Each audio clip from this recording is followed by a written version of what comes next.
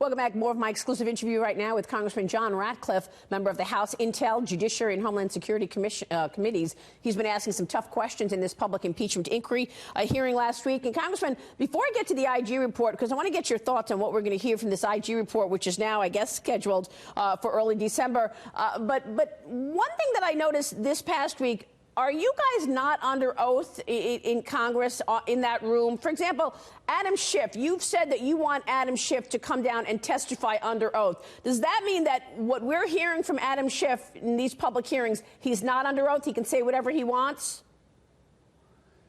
Yeah, he's not sworn in as a witness. As we preside over these hearings, or he presides over these hearings, much of what he is saying to the American people is just not true. And I know it's not true. We know that it's not true. We'd like him to testify. I think Congressman Collins is going to ask for that when the House Intelligence Committee sends a report to the Judiciary Committee. Right. I doubt that Chairman Nadler is going to allow that. This, okay, as you used the word, railroaded this through. I don't think they're going to allow that. They should. And I think that's just unfortunate. But it's another reason why this is going to be dead on arrival in the Senate. The most important witnesses, including Adam Schiff, are not going to be testifying. I'm going to speak with Congressman Doug Collins in a few minutes, and I'm going to ask him about that. But it struck me because I guess that's why he could say, well, we haven't seen the whistleblower. We don't know who the whistleblower is. And then a couple of weeks later, we find out, oh, well, actually, no, my staff did meet with the whistleblower. He doesn't get in trouble for that because he can say what he wants because he's not under oath. Just want to make that clear. The IG report, Congressman, when do you expect it? You know, you've been studying the origins of the Russia probe. You and your colleagues now for 3 years have done a great job in terms of exposing the wrongdoing that took place in 2016. What should we expect from this report? Well, I do think it's going to be the first week of December. Bill Barr said it's imminent. I think, you know, I would love it if it came out sooner because, to your earlier point, Maria, the Democrats are racing to get through this impeachment as quickly as possible. That's why we have 8 witnesses and 5 hearings this week, and we're not doing any of the work, is because they know that Inspector General report is likely to be damning about the origins of the 2016 investigation into the Trump campaign, the role that the Obama-Biden administration officials played in that. Look, we know this. The report is supposedly 500 pages. It doesn't take an Inspector General 500 pages to say that everything was done correctly and properly. And I can't tell you everything that's in there, but what I can tell you is that I know that the Inspector General is going to have to find that there were things that were done wrong, that there was exculpatory information that wasn't provided to the FISA court.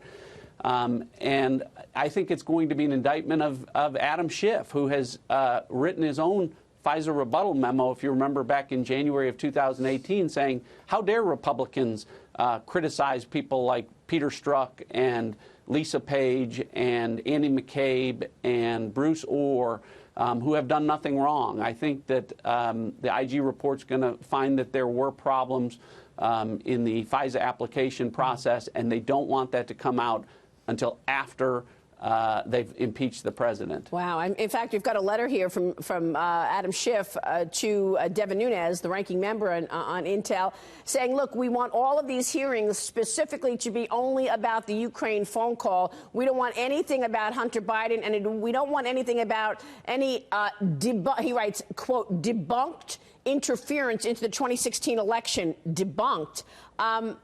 When I look at what's happening, you've got an investigation at the highest level of our law enforcement. That's the Attorney General investigating 2016 election and interference by potentially the FBI and the CIA. You've also got John Durham's investigation, now a criminal investigation. So I ask you, what exactly is debunked about 2016 interference, which is what Adam Schiff writes? I guess he's not under oath to write this letter either, right?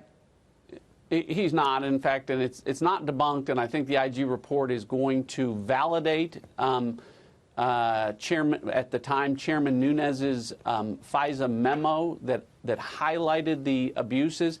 Look, I can tell you this. I can't tell you what the exculpatory information is that relates to George Papadopoulos, but there was some, and I can tell you that it was not timely delivered to the FISA court during the pendency of those FISA applications. And I just Yeah. I'll promise you that the Inspector General report is going to address that. That's just one thing. Well, we think we know that. Our audience, in fact, does know that because we have had George Papadopoulos on, and your colleague, former colleague Trey Gowdy, basically saying that there was an informant who went to George Papadopoulos and said, oh, it's great that Russia has these emails. It's good for Trump. And George Papadopoulos answers and says, no, it isn't. That's treason. I would never do something like that. And the guy was wired. It was an informant talking to him. And that transcript should be one of the pieces of evidence we're expecting in the IG report. That's what you're referring to, aren't you? I believe that will be addressed by the Inspector General, and whether that was timely delivered to the FISA court.